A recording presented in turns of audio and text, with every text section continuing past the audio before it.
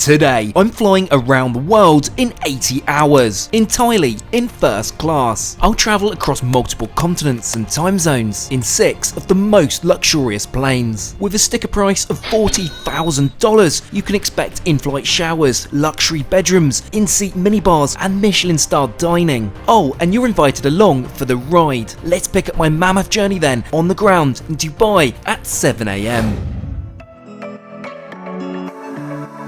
Well, hello from sunny Dubai. I'm collected from my hotel bright and early by Emirates' complimentary chauffeur service for first class. After a short drive across town to Dubai International Airport, I'm dropped off at the first class wing.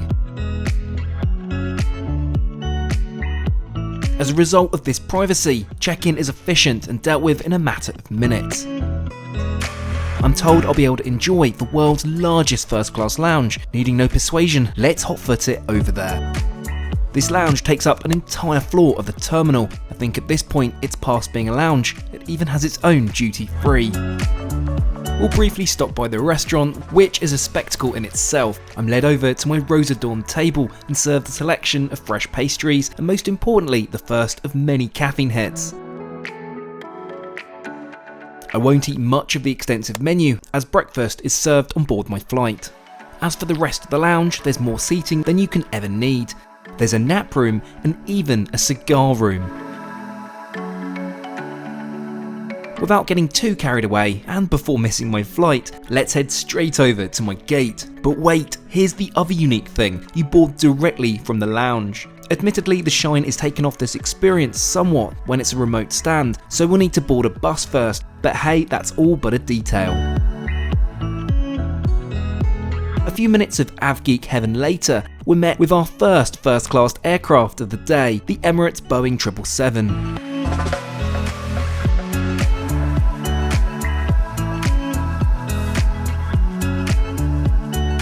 I'm warmly welcomed on board and shown into the first class cabin. There are just 8 suites here at the front of the plane, and I'm in 1 Alpha today.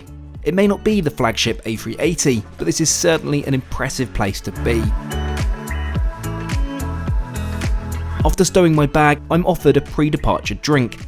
Naturally, I select a glass of Dom Perignon because hey, it's 5 o'clock somewhere. Welcome aboard. We're about to show you the safety features of this Emirates flight and we need your full attention.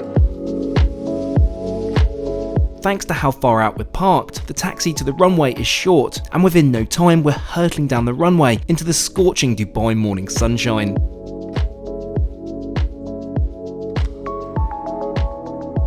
Given the magnitude of our 80-hour round-the-world trip, it's laughable that I start off with the world's shortest first-class flight, equating to 38 minutes. Despite being such a short flight, menus are distributed. Whilst reduced in service, you can still order a proper breakfast. Whilst my meal is prepared, let's take a proper look around my suite. It's, in short, a very private space, made even more so by the electronically operated closing doors. Features include an in-seat minibar, which appears at the touch of a button, a Hollywood-style vanity mirror, a writing kit, well, because why not, and even electronically operated window shades. It's for sure an impressive place to be. Talking of which, I make it brekkie time. My table is set, meticulously may I add, given how short our flight is. I'll start with the omelette, followed by the fruit, and finally some pastries. By the time I'm finished and enjoying a warm scented towel, it's already time for our final descent into Muscat.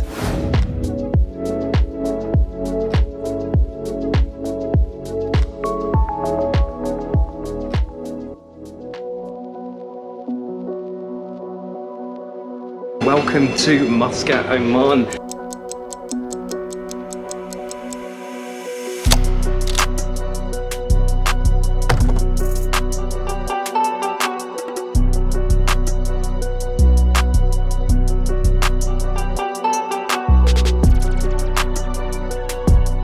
Unfortunately, on this occasion, we're on the clock, so I won't be exploring Muscat today. Instead, we'll head straight to the Oman Air First Class check-in desk. This was quite a rocky start, as for some unknown reason, the check-in agent unknowingly downgraded me to business class. Fortunately, I noticed and was put back into first class with little to no apology given. Looking at the cost of this ticket, that's quite unnerving to say the least.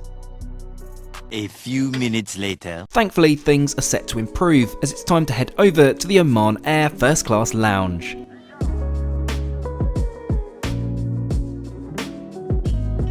I'm warmly welcomed into the lounge and shown through the passcode protected entrance. Crikey, what a beautiful space, more akin to a luxury hotel, and what's more, I have it all to myself. I'm promptly presented with a warm towel and a fresh Arabic coffee. Next, I'm invited over to the restaurant for a bite to eat. The leather-bound menu offers extensive options. However, I'd rather save myself for the onboard cuisine, so opt for a cappuccino, and under the persuasion of the most hospitable lounge attendant, I'm encouraged to order the marble cheesecake. Honestly, he twisted my arm. I'm informed I have a spa reservation in 20 minutes, so elect to take a shower beforehand. The bathroom is a stunning place to be, boasting gold and marble everywhere you look. Now it's time for my appointment at the Shangri-La Spa, which is inside the lounge. I can choose any 20-minute treatment as part of my ticket. So choose the Oriental Massage. It was phenomenal. I honestly no longer feel like I'm in an airport, I'm so relaxed. However, I must get my Tims back on because we have a flight to catch. After being escorted to my gate, I board last, and as a result, see no other passengers. It's a damn sight better than say the US or the UK, where it's a mad rush as to who can get on the fastest. Welcome on board Oman Air's stunning 787 First Class cabin, configured in a 1-2-1, with each seat offering an enclosed luxurious space with fully flat bed. Our aircraft has space for 264 passengers, but sitting here in seat 1 Alpha, you'd be hard pressed to see even another first class passenger, of which, well, I'm the only one today. I'm presented with a refreshing glass of champagne. Oman serve a 2004 Charles Heinsick Blanc de Millionnaire, which retails at around $250 a bottle. Ladies and gentlemen, welcome to Oman Air. Your seatbelt should be fastened whenever the seatbelt sign is illuminated. With formalities out of the way, it's time for pushback. Unlike Doha or indeed Dubai, Muscat International Airport is quieter, and thankfully today this means a quick getaway. Given the complicated itinerary I have around the world, delays cannot be afforded on this trip. Our flight this afternoon will take us some 3,600 miles, with a duration of around 7 hours over to London. Now we've reached altitude, service kicks into action. I'm served another glass of the delicious Blanc de Millionnaire, whilst my amuse-bouche is served. A delicate dill salmon with sun-dried cream cheese, which is equally as delicious as it looks. Let's take a peek at the menu then. As you'll see later in the video, first class is not all equal in its offering. Well, that's most impressive. Beluga caviar and the fillet of beef naturally jump out at me. As my food is prepared, let's take a proper look around this cabin. Whilst not as garish as its Middle East counterparts, I prefer the styling of this cabin. Neutral, softer tones result in a classy, opulent feel.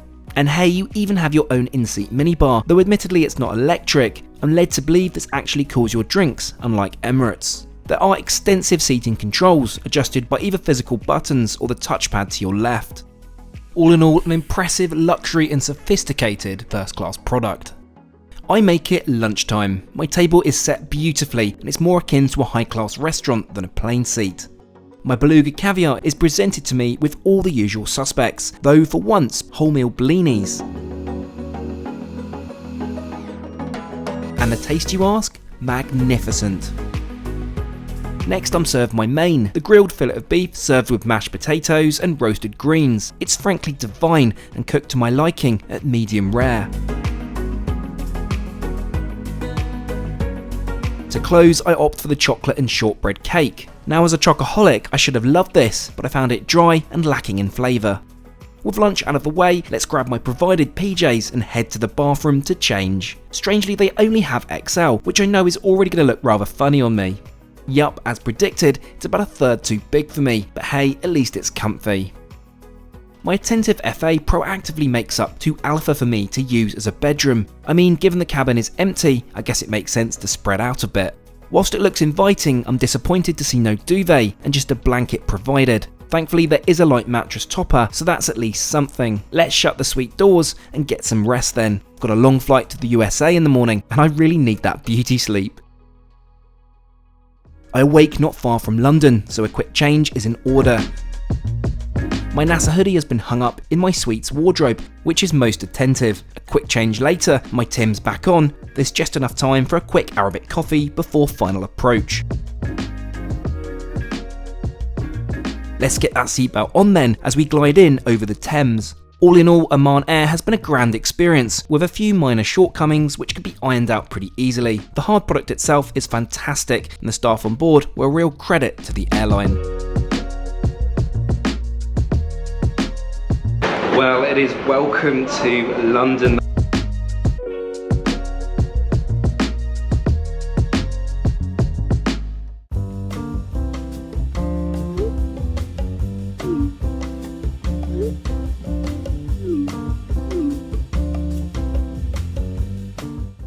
The next day.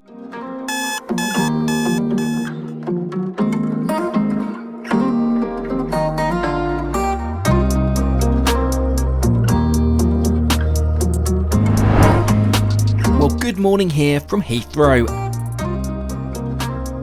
And a welcome back Millie to the channel, who will be joining us on this leg over to Chicago. We'll check in at British Airways First Class wing, which as you can see is pretty busy this morning. It's accessible to first class guests and One World Emerald status holders. Let's pass through the dedicated first security, which again is packed. Thankfully where we're going will be just a tad quieter.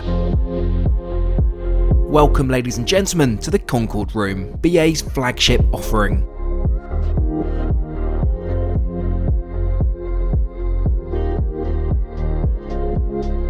We'll start proceedings with a spot of early lunch in the dining room.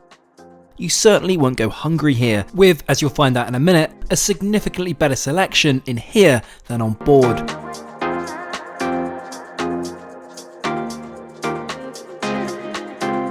We both opted for the delicious Concorde burger, ideal if you want a bit of comfort food and are not sure if BA is going to significantly feed you in the sky.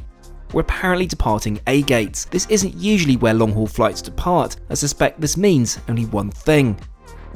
Alas, I'm correct, a bus gate. In my opinion, this really devalues the whole experience as a BA first passenger. God forbid there's no dedicated bus for premium passengers.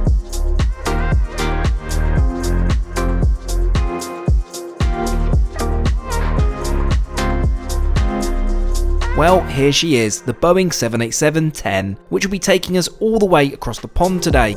And just before we get on board, does your wallet feel like overstuffed luggage? Do your keys sound like a fire alarm? Well, you need today's video sponsor, the Ridge Wallet. Ridge Wallet can expand and hold up to 12 cards, plus have room for cash. There's over 30 colours and styles, including my favourites, forged carbon fibre and forged ember. You'll also love the Ridge key case, which organises up to 6 keys into a minimalistic, compact silhouette, which, well, yeah, very nice and quiet. With the holiday season almost here, if you're looking for the perfect gift, head over to ridgewallet.com/TrekTrendy and use code TrekTrendy to get 10% off plus free worldwide shipping and returns. Right, let's get out of the rain and into the sanctuary of first class. It's a large aircraft with 4 classes seating 256 passengers. In first, there are just 8 suites in a 1-2-1 formation. I've chosen 1 Echo and 1 Foxtrot today. Let's get settled into our seats. The middle 2 are my pick as a couple, albeit in detriment to no real view out of the window. As I enjoy another glass of LPGS, I'm told a window is free, which I'll of course have to nab to get those takeoff views. This is 1 Bravo. I'd opt for 1 Alpha though if I was travelling solo. Take care your hand baggage does not block the aisles or exit. It must be put under the seat in front of you. And we push back from stand. Time to get out of rainy London and on to this next leg of travel.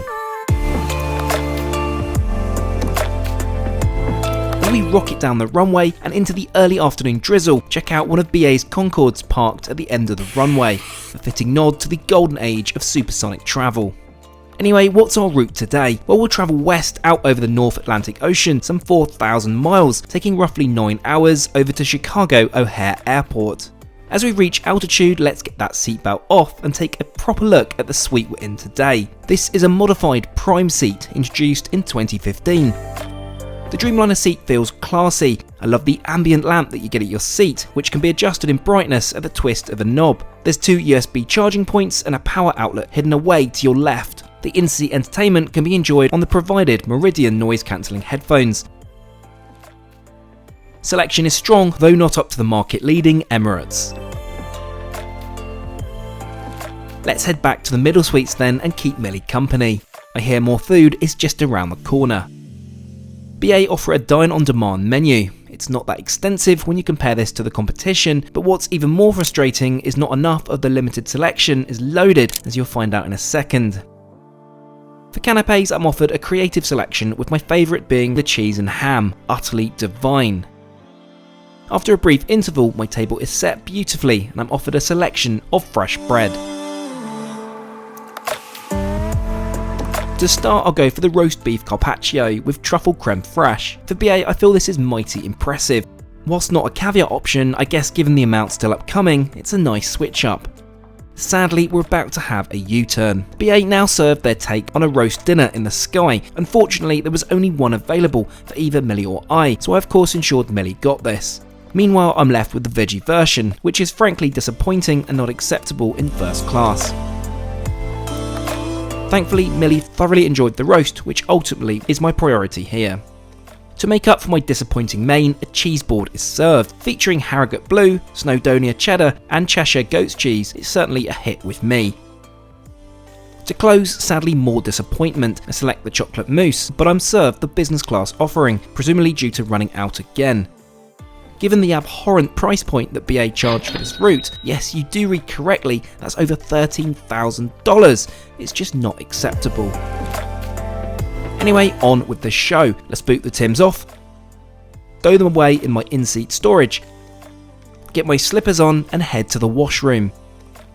It's a no-frills experience in here, albeit clean thankfully. I simply love the BA Templey London PJs. They're super soft, breathable and among my favourite in the sky. Whilst I've been gone, one of the attentive FAs has made my bed for me. BA provide really decent bedding in first, with a plush mattress topper and duvet. With that, let's grab some shut-eye. All this travel is starting to catch up on me. I awake only a short way off our destination into Illinois, so let's make haste, freshen up, and change back into my NASA hoodie. With my Tims back on, I'll return to my suite and fasten my seatbelt as we descend into Chicago. In all, it's been a mixed bag on this flight, and as you'll see from the other flights in today's video, there are significantly better first class options out there.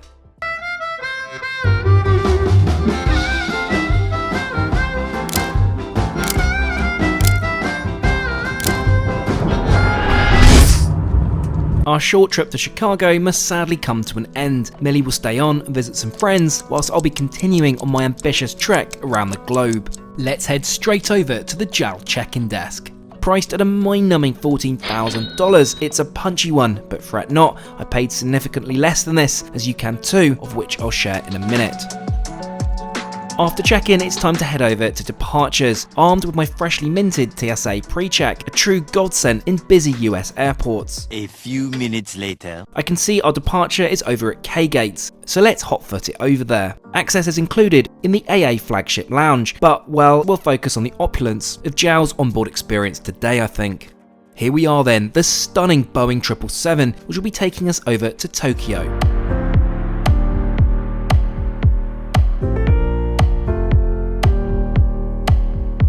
Right, it's time to go get on board. Let's get down that jet bridge and see how busy the cabin is. I actually don't know whether I've got the whole cabin to myself or not. Let's see. As I'm led to my suite, it's almost immediately evident I'll be enjoying the first cabin to myself today, which is certainly quite the treat. Well, welcome on board. So let's take a detailed look around the cabin. There are a total of 244 seats on board, with just 8 being first class. Now it's a spectacular suite, converting as you'll see into a 78-inch long flatbed. As with BA, the middle suite's on my pick if you're travelling as a couple, and these even feature buddy dining, which I love. The seats offer phenomenal flexibility with just about every adjustment available. The IFE is controlled via the in-seat handset, which detaches from a cubby to your left. Of course, this can be enjoyed on the provided, rather wonderful Bose noise-cancelling headphones. シートベルトはしっかりと締めます。 Fasten your seatbelt securely. For once at O'Hare, it's a relatively short taxi, and within no time at all, we're hurtling down the runway and off into the brisk Illinois afternoon. Our next instalment of luxury will take us some 6,500 miles over to Japan. This is by far the longest flight of the trip at a whopping 14 hours airborne.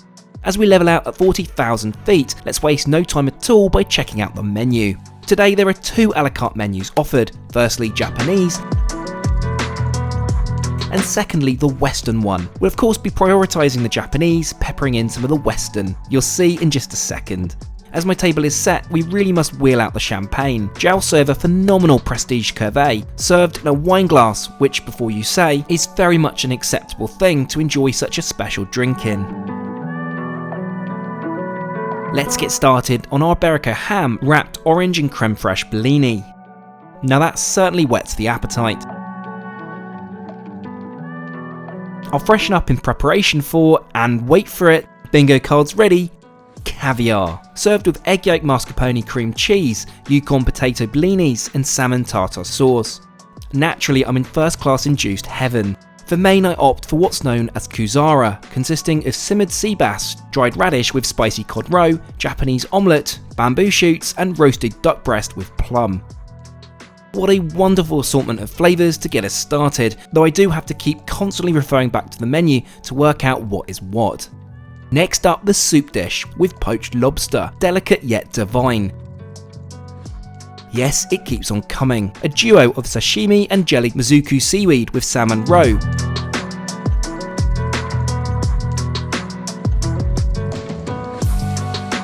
Finally, we reached the last course, named hanmono. I enjoy steamed rice with bamboo shoots, miso soup and Japanese pickles. To close, I opt to try the Blender's Choice Hibiki. It's not the famed Hibiki 21 served on ANA First Class, but it's still punchy. A surprise final course is served. This is a Japanese dessert of morahachi, green plums, which I'll be totally honest has a really odd consistency, although it does taste amazing. This is complemented with shibafune, essentially ginger sugar crackers. Been a while, so it's time to boot off the Tims and get my provided slippers on. I'm presented with some PJs, so we'll head over to the bathroom to change. As you'd imagine on a Japanese airline, the bathroom is immaculate, and even comes complete with a Japanese loo. My favourite feature is the retractable changing platform, so your socks don't have to touch the floor whilst changing. Why don't more airlines do this? It's so much better.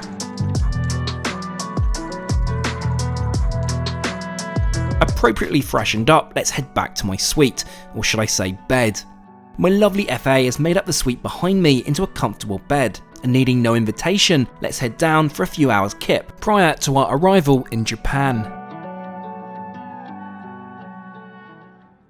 I awake just a short distance from our descent into Tokyo's Narita Airport. Having passed the international dateline, I honestly couldn't tell you which day or time it is. A brief change of clothes later, and I'm back in 1 Alpha, ready for landing. I'm provided with a lovely eye mask to relax on final descent. These are now part of my travel arsenal and make an instantaneous difference to your comfort whilst combating the ever-present jet lag.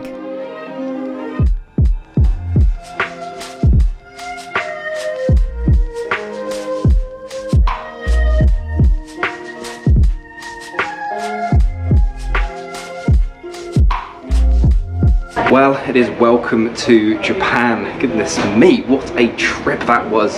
As always, Japan Airlines never disappoints.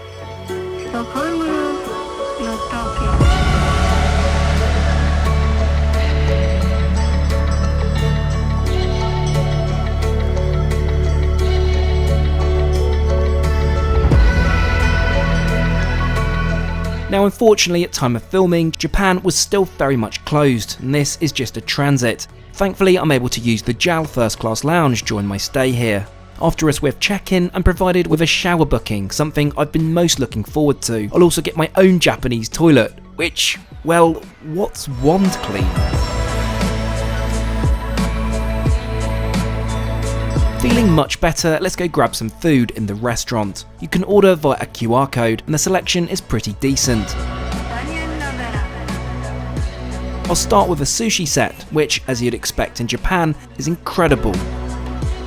Following on, I go for the chicken and vegetable noodles. These are just what I needed, and coupled with a shower, I'm a new man ready for the next flight. Talking of which, I must find out where I need to head for my pending departure. Finally, I arrive at gate 71, where a 777 is waiting to whisk me over to Thailand. Now, no first class is available for this hop, so I'm travelling in the best available, business class. I hope you can forgive me here. Funnily enough, this is the same aircraft we've just been on, minus the provision of first class. They do sit some Japan Airlines frequent flyers in these seats, but the service remains business class for this flight. I'm seated further back in 7 Alpha, in what's known as the Apex Suite.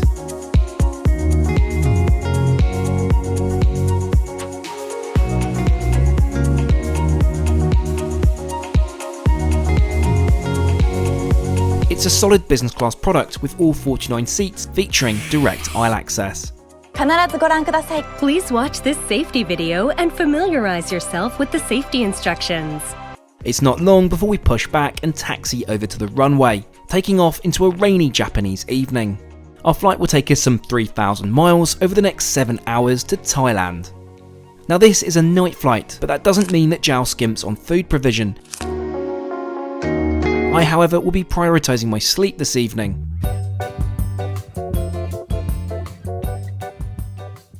Now to convert my Sky Suite into a fully flat 74-inch bed. Limited bedding is provided and sure feels like a step down from my last few legs. With that, I'll catch you in, well, the evening? Goodness, these time differences are wild. Awake from my slumber and just a short while off our descent into Thailand, let's grab a quick snack off the menu. I just couldn't resist a few scoops of Haagen-Dazs, simply lovely. Finally we land into Bangkok's international airport. Arrival procedure is pretty straightforward now, and within 20 minutes or so I'm stamped in and reunited with my bags all the way from Chicago. Now to start my short layover in this wonderful country.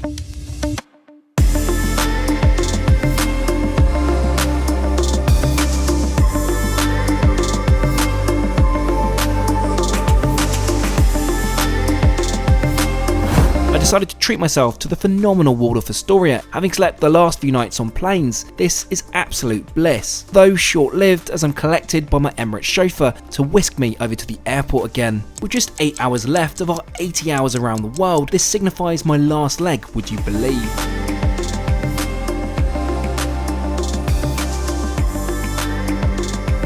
Now it's time to go and hit up Emirates. We're going to be taking the A380 now over to Dubai. I really don't know where I am, what time of day it is, etc. Let's head inside and go and get checked in.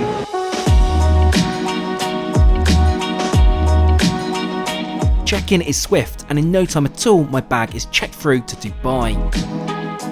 We'll hot-foot it over to the priority security lane, as in typical Trek trendy fashion, we're in a bit of a rush. A few minutes later.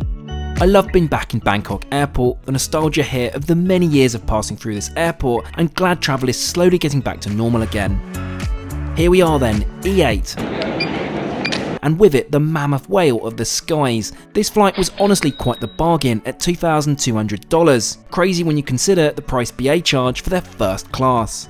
Emirates First Class, as you know by now, is in a different league. I'm shown through into the first class cabin located on the upper deck of the aircraft. There are a total of 14 suites here, which is among the highest density of first class in the industry, though you wouldn't know it cocooned in your own private suite. After stowing my bag, I'm offered a refreshing glass of Moet. Yes, before you say, it's pronounced with a hard T thanks to its Dutch heritage and founder Claude Moet. Due to my late boarding, it's no time at all before we push back and... Welcome aboard. We're about to show you the safety features of this A380. There are 6 emergency exits on the upper deck. A short taxi later and we're hurtling down the runway, bound for the United Arab Emirates. Flight time is 6 hours 10 minutes, which always seems a surprise for me, as for some reason I think it should take longer. As we reach altitude, the top shelf champagne is wheeled out, the delicious 2012 Dom Perignon. I'll enjoy this as we take a look around our suite. As stated, I'm in 2 Alpha today, which is well located centre cabin. It may be a little old now, but the Emirates A380 suite is still a showstopper with ample privacy, further heightened by the iconic electronically operated closing doors. You'll recognise the minibar from the earlier 777 and the stunning vanity mirror complete with various amenities to attempt to combat jet lag. All in all, it's in my top 3 first class products in the sky. Right, what's on the menu today?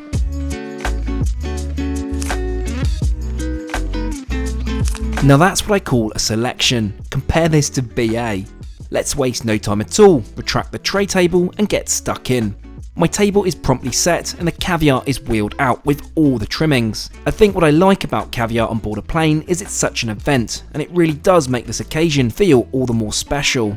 Emirates have recently upgraded their caviar and even offer, and I quote, unlimited servings. To be honest, one is enough for me though after all these flights. Next up, the traditional Arabic meze, a firm favourite of mine on a Middle Eastern carrier. I have to be honest though, I still prefer Qatar's offering.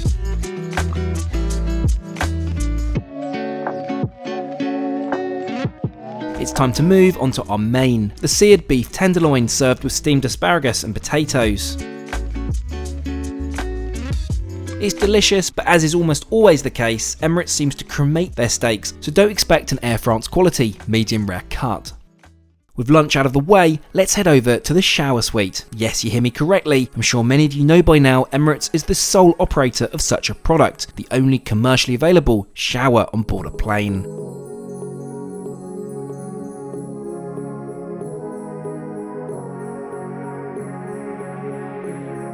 Let's boot the Tims off, remark those bingo cards yet, hang up the NASA hoodie and take a shower at 40,000 feet. It's honestly such a cool experience, and at this price point on the Bangkok flight, it's more accessible than many perceive. Time to get changed into my PJs then. Much better. After stowing my clothes in the handy in-suite wardrobe, let's settle into bed. People ask me a lot how I deal with jet lag, and the short answer is not well, but it can be reduced in its severity with plenty of naps. And I will be certainly partaking in my own recommendation right now.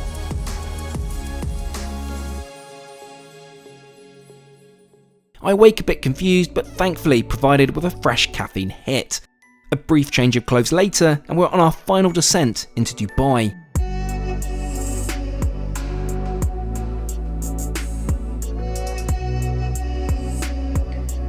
Well, there we go then, we've landed, which also completes our 80 hours around the world. Kind of mind-blowing when you think about it.